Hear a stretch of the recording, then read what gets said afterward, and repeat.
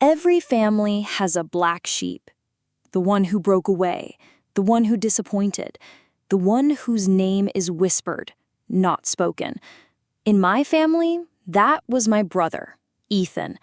For 20 years, he was a ghost, a wound that never truly healed. We built our lives, our empire, without him. Or so we thought. But secrets, like shadows, always find a way to lengthen. And sometimes, the black sheep isn't just seeking forgiveness, they're seeking revenge. They're coming back not to rejoin the flock, but to burn the entire pasture down. What would you do if the person who betrayed your family years ago suddenly returned not with an apology, but with a claim to everything you've built?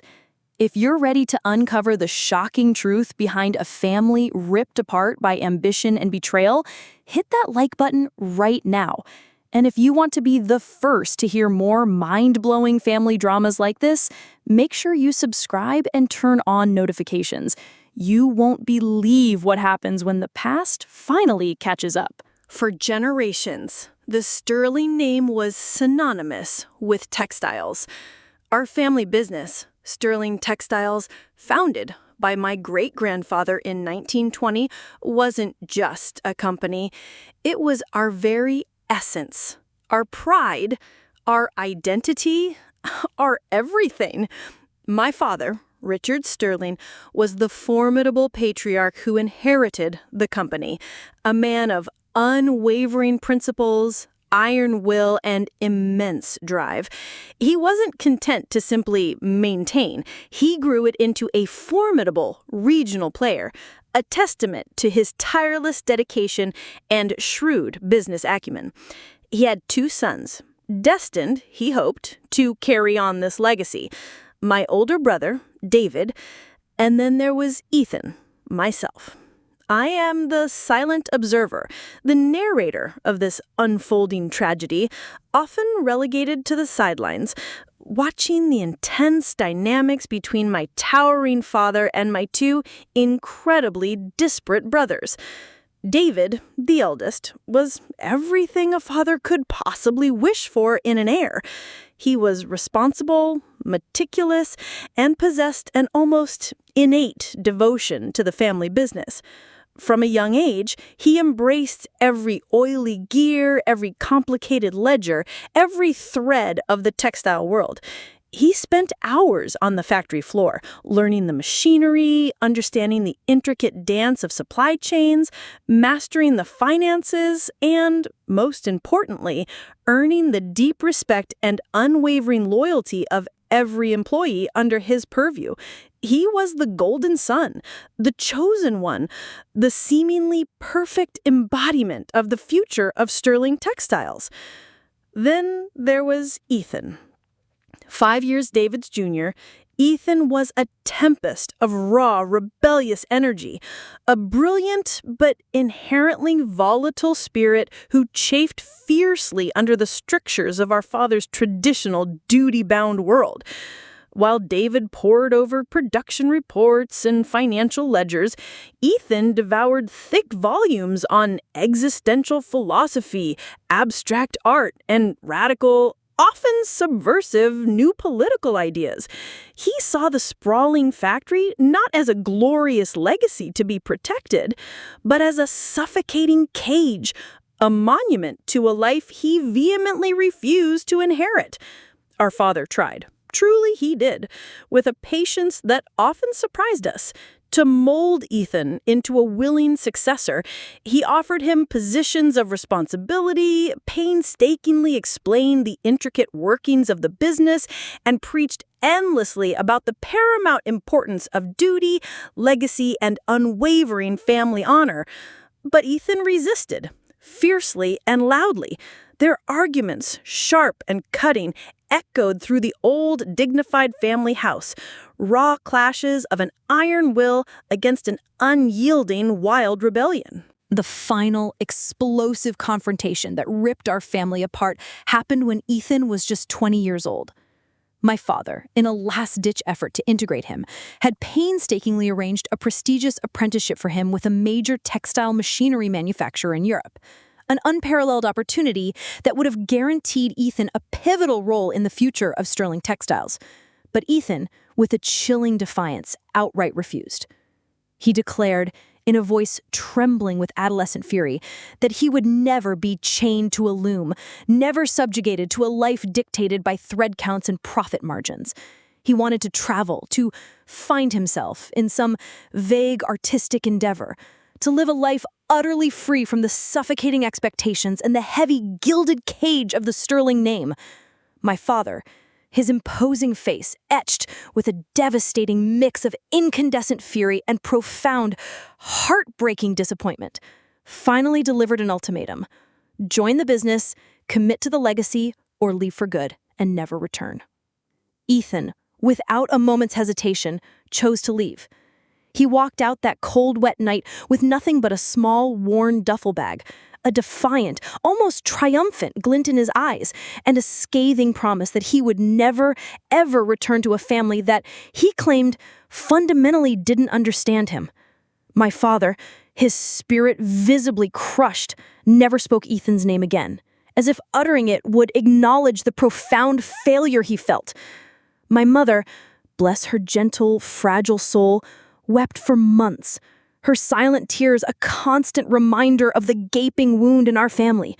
David, ever the stoic, loyal son, silently picked up the monumental slack, working even harder, pouring every ounce of his energy into filling the cavernous void left by Ethan's abandonment. I watched, a quiet, almost invisible observer, as our family fractured, a deep, irreparable wound left by Ethan's decisive departure. For 20 long, agonizing years, Ethan was gone. He simply vanished. No calls, no letters, no word of his existence ever reached us. He had disappeared completely, as if he had never been part of our lives, except for the lingering pain. We, the remaining Sterlings, slowly, painstakingly rebuilt our lives around his absence. My father, channeling all his boundless energy and unspoken grief, poured himself entirely into Sterling Textiles, expanding its reach, investing in cutting-edge innovations, driving it to new heights. David, proving his unwavering loyalty and formidable business acumen, became his indispensable right hand, eventually taking over as CEO when our father, worn down by years of relentless work and a quiet, profound grief, finally retired. Under David's confident leadership, the company didn't just survive, it flourished, adapting seamlessly to new markets, embracing sustainable practices, and establishing itself as an industry leader. It was David's hard-won triumph, a testament to years of unwavering dedication and sacrifice. Our family, though deeply scarred by Ethan's betrayal, had found a new, fragile equilibrium, a semblance of peace. We truly believed Ethan was a closed chapter, a painful but distant memory. We were wrong. So incredibly, catastrophically, heartbreakingly wrong. The fragile peace, the hard-won stability of our family, shattered with the brutal force of a hammer blow on a crisp autumn morning. My father, now considerably frailer, his strength primarily devoted to managing the family's charitable foundation, received an official-looking letter. It wasn't a long-awaited family update or a belated holiday card. It was a summons, a formal, undeniable legal notice. Ethan, the long-lost black sheep, was suing us. But this wasn't just a claim for a forgotten share of the family fortune, mind you. This was far more audacious, far more devastating. He was suing for outright ownership of Sterling Textiles itself. He claimed that 20 years ago, in the tumultuous days just before he left, my father had made a solemn verbal agreement, a secret, unrecorded pact, promising Ethan a significant, controlling stake in the company once he reached a certain age, provided he returned to claim his place in the family business. A verbal agreement with no witnesses, no written documentation, no tangible proof whatsoever. It was utterly ludicrous. It was impossible. My father, initially stunned into shocked silence, then consumed by righteous rage, swore it was a blatant lie, a malicious, vengeful fabrication cooked up by a prodigal son. But then, the true cunning of Ethan's scheme and the formidable legal acumen of his lawyer, a notoriously ruthless woman known for her cold precision, became terrifyingly clear. They produced something that sent a chill, a literal shiver of dread down our spines. A faded, handwritten letter from my mother, dated just days after Ethan's fiery departure. It wasn't a formal contract, nor was it explicitly about the business. It was a heartfelt, anguished plea from a mother to her lost son. But, chillingly, it contained specific phrases that, taken deliberately out of context, could easily imply my father had expressed profound regret and a vague, yet seemingly binding, intention to make things right for Ethan in the future, if he ever chose to return to the family fold. My mother, bless her gentle, compassionate soul, had undoubtedly written it in a moment of overwhelming maternal anguish, desperately trying to soften the brutal blow of Ethan's abandonment, perhaps to offer him a sliver of hope, a lifeline in the darkness. But she had passed away years ago, a victim of a sudden illness, utterly unable to clarify her gentle, well-meaning words. The legal battle that immediately ensued was brutal, mercilessly public, and utterly devastating to our already fragile family. Ethan, hardened by 2 decades of an unknown life lived in the shadows, was no longer the sensitive, emotionally volatile, rebellious boy who had walked out in the rain. He was now a sharp, calculating man, articulate in his grievances, and fueled by a deep, corrosive bitterness. He painted my father as a tyrannical, unyielding patriarch, David as a greedy, opportunistic usurper, and our entire family as cold, uncaring opportunists who had heartlessly abandoned him to fend for himself.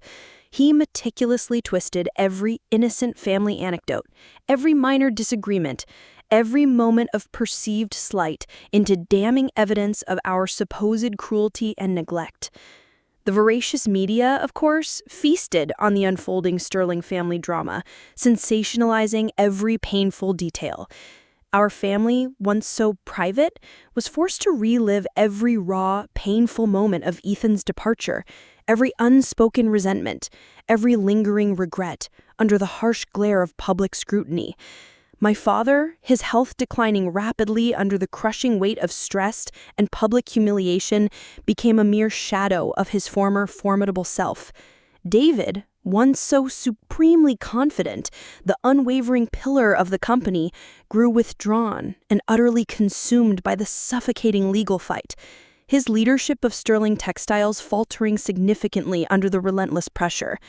I watched helpless and horrified as the wounds Ethan had inflicted 2 decades ago ripped open, bleeding fresh, agonizing pain into every corner of our lives. This wasn't just about money or company ownership. It was about destroying our meticulously built legacy, obliterating our cherished reputation, and dismantling our very identity. Ethan wasn't just after the company.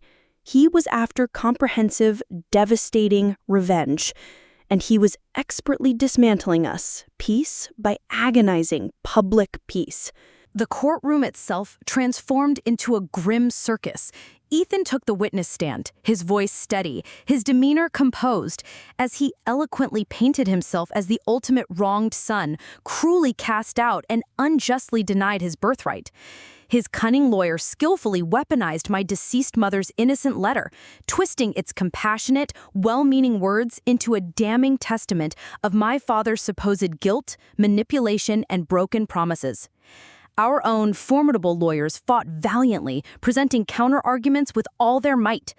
But the inherent lack of concrete evidence for a vague 20-year-old verbal agreement, combined with Ethan's compelling narrative of profound victimhood, made it an agonizingly uphill battle. With each passing day, it felt like we were not only losing the company, but our very integrity, our family name, our pride. Then, just when all hope seemed irrevocably lost, when the crushing weight of defeat hung heavy in the air, during a tense, grueling cross-examination, Ethan slipped.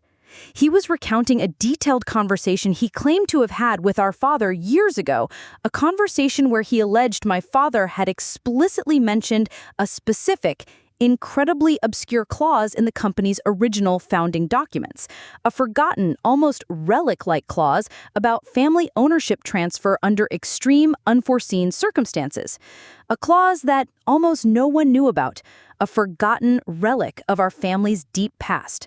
My father, present in the courtroom, frail but suddenly piercingly alert, looked up sharply, a flicker of something new in his weary eyes.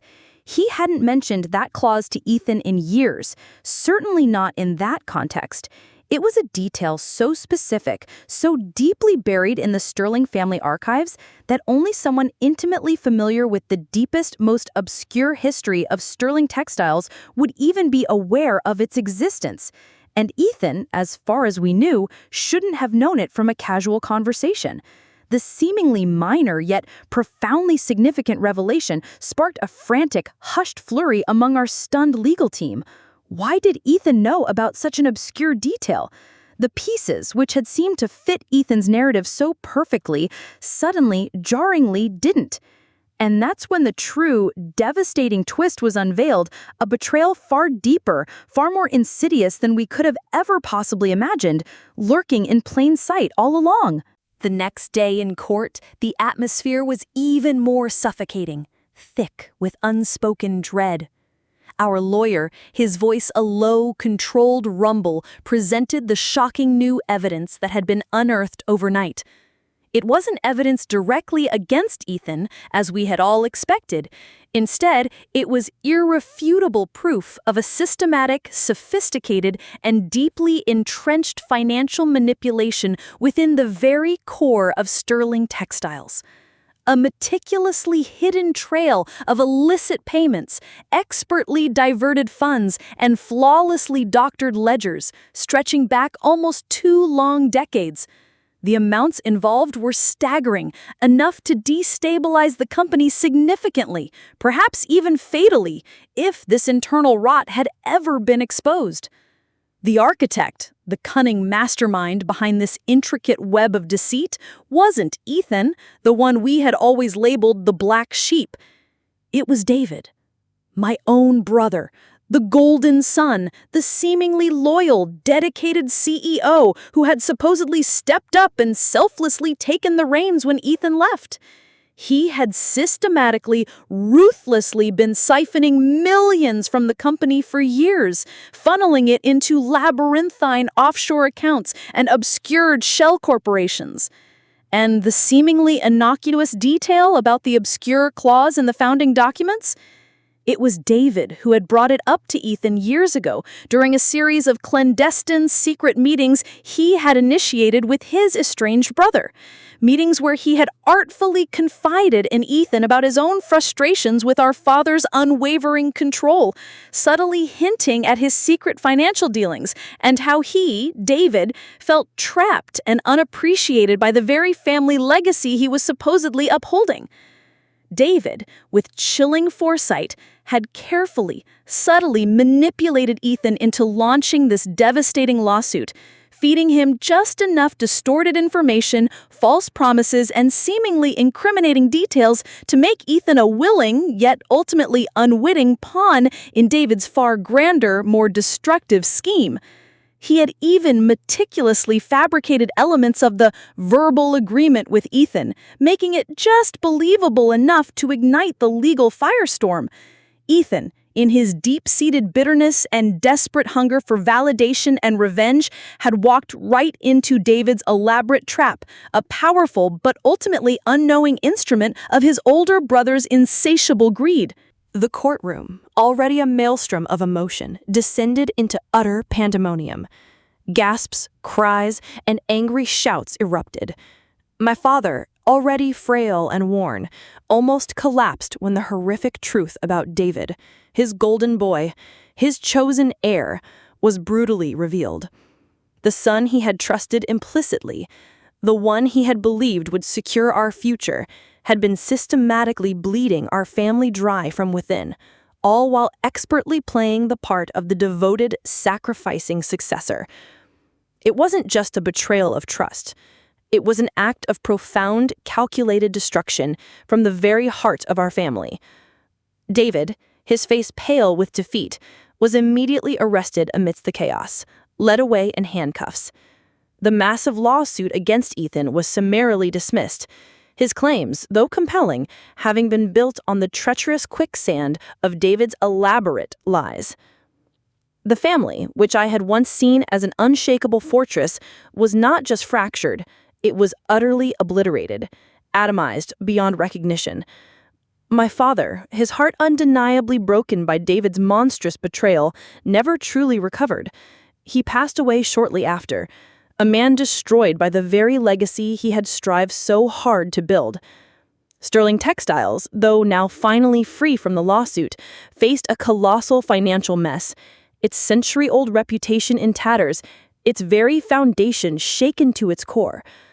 Ethan, the black sheep, initially shocked and reeling from the devastating revelation that he had been nothing more than a manipulated pawn in David's far grander, more insidious game, felt a strange, hollow, almost meaningless victory. His revenge, born of bitter resentment, had inadvertently exposed a much deeper, far more insidious evil festering within the very heart of the family. He left again, this time not with the youthful defiance that marked his first departure, but with a quiet, profound weariness, the crushing weight of a lifetime of betrayal settling heavily on his shoulders. He simply faded away once more. I, the quiet observer, the one who always stood in the background, was left to pick up the desolate, scattered pieces.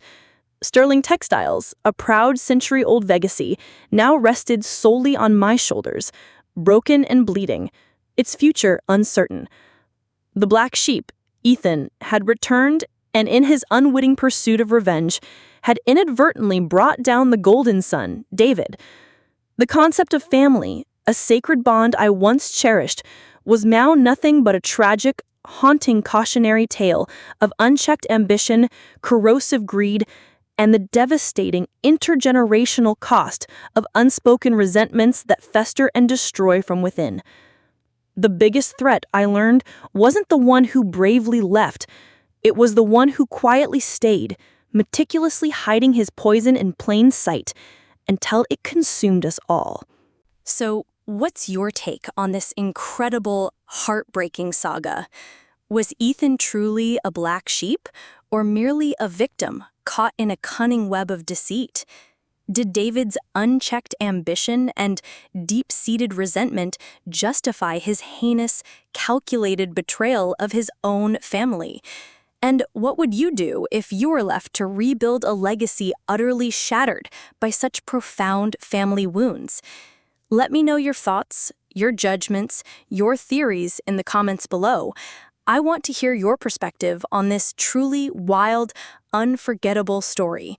And if you were as gripped by this twisting, turning tale as I was telling it, if it made you gasp or even shed a tear, please give this video a huge thumbs up. Your support truly, truly helps the channel grow and allows me to bring you more unbelievable, real-life family drama stories that will leave you stunned and questioning everything. Don't forget to subscribe to Drama and hit that notification bell so you don't miss out on our next deep dive into the shocking secrets families keep buried. Until next time, remember, the quietest family members often witness the loudest, most devastating dramas.